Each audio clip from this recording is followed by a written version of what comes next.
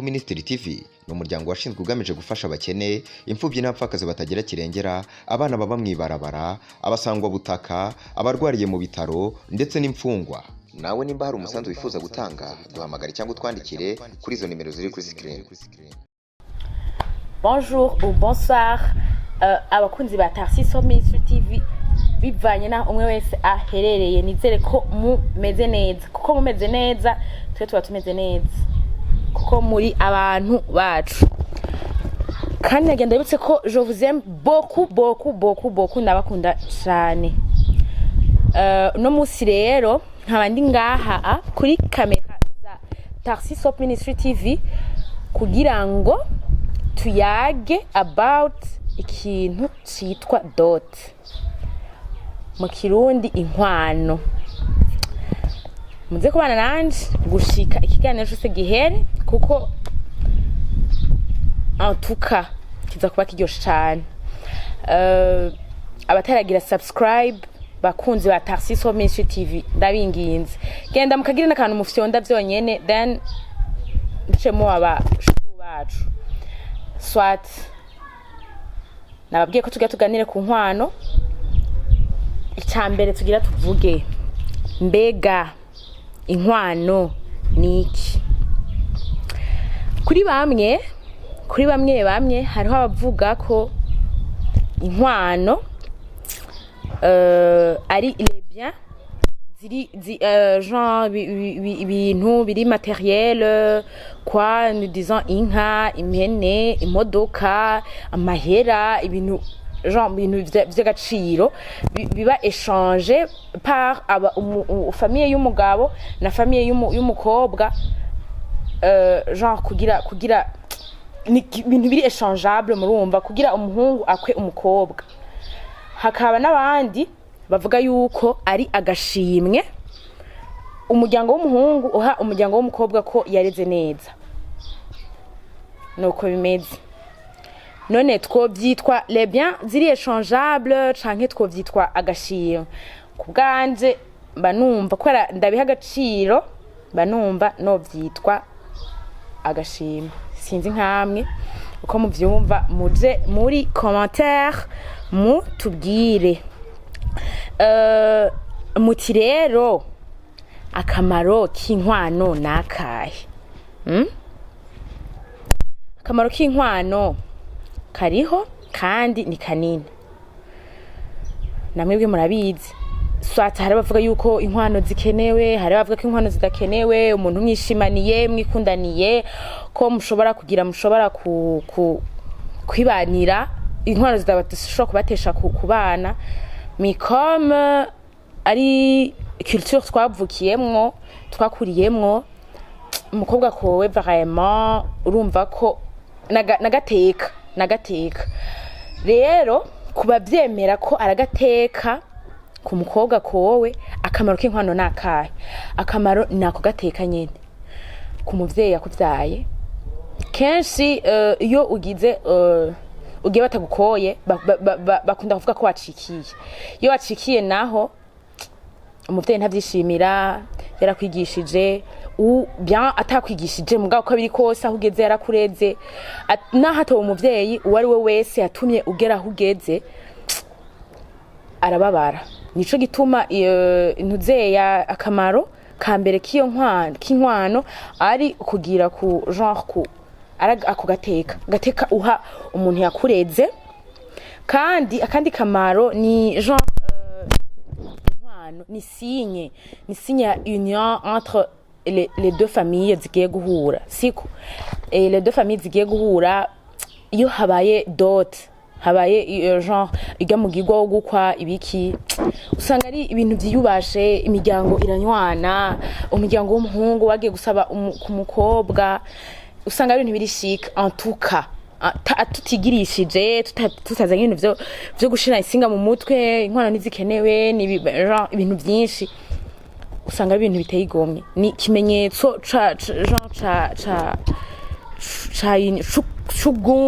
c'ubwunge hagati y'iyo miryango ibiri. Ubwa gatatu twavyitwa ama avantage y'inkwano. ingaruka nziza z'inkwano iyo habaye inkwano ni iki ingaruka nziza iri ku mukobwa yakowe n'umukobwa atakowe baba batandukaniye hehe guys umukobwa iyo yagiye ku mugabo yakowe tureke genre turi muri dote ntituri muri vya ma état civil ibiki ngo les mariages zihezagiye genre ayo nandi ma étape aza mu nyuma two turavuga ku nkwano arumva umukobwa peu importe le prix y'inkwano watanze agaciro k'amahera watanze kugira umuronke kwa qu'il soit umukobwa wamukoye man biragoye gose biragoye ko ugira ko umuheba nkuko nyene ni ibintu bigoye basi je dis bien mupfuikana kubusa watashe wasanze igitanda kidashashe wasanze atarahisha wasanze ataragira iki bla bla bla tutuntu tw'uburofa apana ajya makosa ari exagéré non tuntu duto ari ukuntu umuhungu ushobora kuguhora akabura hagukura agacarondera utuntu duto ukabona vraiment ati nahampoye kino kintu yari yarashatse kugira genre kugira icampoye yakibuze ampoye iki une fois umukobwa wamugize wamudose wamutanze kw'inkwano biramuproteja mu rugo arimwo kandi nawe genre abafise akamaro arumva yuko ari umuntu ari précieux ari une personne précieuse muri iyo famille avuga ati nanje ndi w'agaciro narahaje urumva sinapfa kuhava uko nyene siko sigaye ryose gituma umugabo amwirukana non il me protège contre les divorces iyo ni avantage ya dot muti rero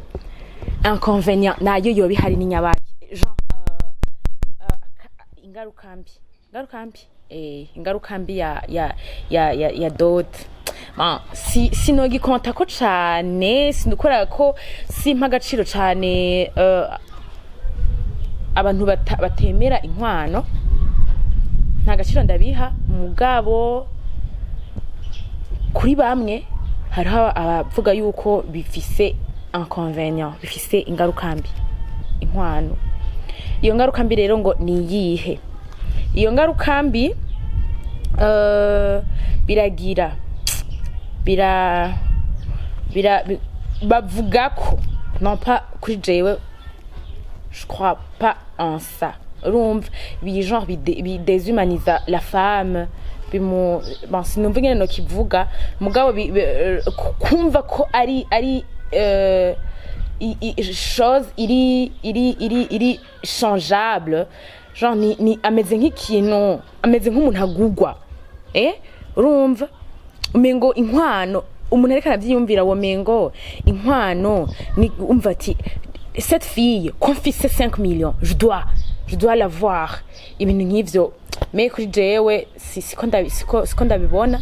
sinzi nkamwe namwe ni mwumva yuko iyo conséquence atariyo vous allez barrer urumva mugabo ni mwamumva naho ko ari byo naho nyene nta nakimwe mugeme kuri jewe no mengo uri kurashira mu bwenge bwinshi umengo inkwano ni ikintu genre ku umukobwa wamukoye umukobwa kubera iki umuhungu nawe umukobwa yabishatse atovuga ati sogar ndashobora gushira amahera abavyeyi biwe nkamuronka nkagira gute kubera iki biba ku bakobwa gusa umengo rero biraba genre mengo uri kurashira mu bwenge bwinshi mbere je dis bien urumva ego nuko kivuga naho kiri un peu kitumvikana neza kuri jewe nabivuze uko kuntu tuca tuba traité comme un bien iri échangeable mengo nivyo bitari bien hama kubera iki umuhungu ariwe genre ategetswe gupeya dot ariwe peya dot genre kweka atari umukobwa agira ariha inkwano guys niko twabisanze umuhungu no kumukobwa no kuva kera nous sommes amagufa yo muravu gwanyu mwabahungu umwe c'est pour ça ni twebwe twavuye muri mwebwe genre vous devez faire tout ce que ivyo mushoboye vyose kugira ngo muturonke twebwe c'est pour ça mutegerezwa kuriha iyo dot bon pas mutegerezwa ari mwe muri ha dot atari umukobwa ari ha dot même si quelquefois iyo bishitse umukobwa akagira akaronka hari igihe bishika tugizanye ukuri hari igihe bishika umukobwa ugasanga niwe afise amahera menshi gusumba umutipe wasohokana ugasanga afise akazi keza ugasanga ahembwa amahera menshi gusumba umuhungu wasohokana then ugasanga vraiment umuhungu ntari capable yo kugira urubanza kugira mariage yo kuronka dot umukobwa yifuza iki dans ce cas il y a des filles ashobora gutora amahera yiwe agaha umuhungu then dot ikaba ariko urumva ko atari umukobwa avuga ati ndajewe papa mama muzoze muje kunsabira urya muhungu no uko bigenda kose umukobwa aha amahera umuhungu hama uwo muhungu umuryango w'umuhungu akabaruza gusaba umukobwa dansoka ntiturabaho amahera yavuye turabe ijambo ryavuzwe impamvu rero mwebwe ari mwebwe mutegerezwa abahungu bategerezwa kuriha izo nkwano harimwo nuko ntibagayike urumva hajya umuhungu atwaye umukobwa atamukoye nawe nyene hariho indirimbo nkunda kumva genre muri ibyo bintu les chansons traditionnelles umuhungu yakoye agiye kwa sebukwe bamuzimana mu bindi uzuye isongo umuhungu atakoye nawe Jean agiye iwabo n'umukobwa deja ntaba ari kwa sebukwe kandi ntaba ari umukwe uwo muhungu ngo bamuha mu bindi wuzuye amazi urumva bisanzwe abari umuntu c'est pas ukuntu nona bivuga urumva nta gaciro ubufise mu muryango waho wakuye umukobwa alors que umuhungu yakoye ashitse iwabo n'umukobwa abari umuntu ahawe agaciro umengo n'umwamashitse mu bisanzwe ikintu gituma rero n'umuhungu agira effort kugira akwe genre ko kantu kakagaye akirinde ntagayike iwabo n'umukobwa yatwaye ni yankwe genre ibintu nk'ivyo c'est pour ça les maris sont eux qui doivent payer la dot ikindi naco ninde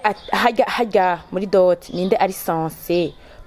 gufixa prix y'inkwano est-ce que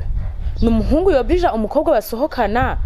ngo agire ngo ntegezwa kugukwa aya canke n'umukobwa abwira umuhungu basohokana ngo ntegezwa kugukwaya hajya rero mu genre muri dot il est bien hari gihe bishika umuhungu akakubwira ati wowe turakundana kandi uko bigenda kose tuzobana kandi ntituzobana ntagukoye ariko uburyo ndonkura bubona amahera afise urayabona ivyo ngira urabizi rero uburyo bwanje bugera fisaya ubona bizoshoboka mais il te propose sinon dot iri genre ifixwa na soit le tuteur genre umuntu yagize akureze je dis bien umuvyeyi canke umuntu yakureze umuvyeyi mu gihe utafise umuvyeyi wakwigishije akakurera akakugeza kugeze kugira ushobore kugira iyo dot canke umukobwa nyine akaba yivuganira n'umuhungu bakavugana then ibintu bikagira bikaja mu ngiro je crois que ari uko bite ikindi naco hajya dot il nécessaire ni biri nécessaire ko ugira ntuzeya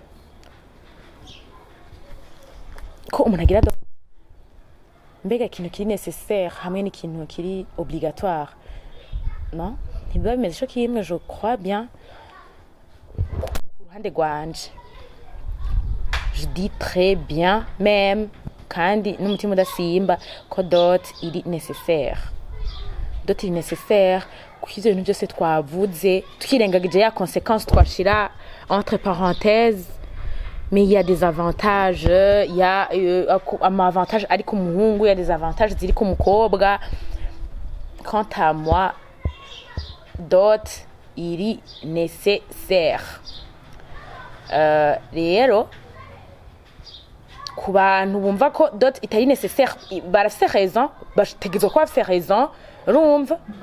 abantu bavuga ati umuntu berekundaniye n'umukobwa baragize iki barumvikanye bakabatamera bafise ntaco buza ko bibanira, ntaco buza ko bagira iki, bakavuga ati akwa bando payer ivyo bintu kurindira ngo umuhungu aronka amahera ibiki ibintu nyene byinshi akwa bando kutibanira hama ibintu bigahera. Vous avez tous raison, nta muntu numwe iciyumviro cowe canswe ukaba wumva uko genre ko imihango y'ubukwe iri itagufavoriza uvuga ati n'uburofa no guta umwanya ni iki, urumva simbira ngaho muri commentaire utubwire ingene wewe uvyumva siko hama ivyumviro vyacu bibandanye bimera neza. Mais quant à moi, je vous ai dit bien, dot irakenewe mu buzima pour une fille. Kuri twebwe abakobwa ukobwe ushitse mu rugo wumve kuri chose uri kintu gifise akamaro mu rugo rugo nuri ikintu batoraguye nkuko nyene, urumva nawe ahuri wishigikira wumva ati nanje ndahambaye hano hantu ndi ndahari kuri ndabikwiye ibintu nk'ivyo. Pour vous les gars, nabwebwe dot irabagirira akamaro kenshi cyane kubera ko mugira mugira gateka mu kibano dans l'entourage. Umuntu abonye wako yavuga ati wa muhungu wa naka yakoye naka ako nagateka, urumva ni vyiza. Ugiye ibukwe ugiye aho wakoye, urumva ugenda wishigikiye uvuga ati ngiye kwa data bukwe ngiye kwa mabukwe kubera uzi ko wakoye. Donc murumva ko ari ibintu biri bien. I think rero ko abantu babanye nanje ikiganiro cyose mwaryohewe ko moi ndavyibaze cyane. Ku bakunzi ba Tarsis Hope Ministry TV mugende mutugirire commentaire, mugire aka like, muce musharinga abantu bose babone ikiganiro, babone comment dot iri nécessaire, hama tubandanye turyoherwana. Ndabakunda cyane. Ciao ciao. Ministry TV ni umuryango washinzwe ugamije gufasha abakene, imfubyi n'abapfakazi batagira kirengera, abana baba mwibarabara, abasangwa butaka, abarwariye mu bitaro ndetse n'imfungwa. Nawe nimba hari umusanzu wifuza gutanga duhamagare cyangwa utwandikire kuri izo nimero ziri kuri screen.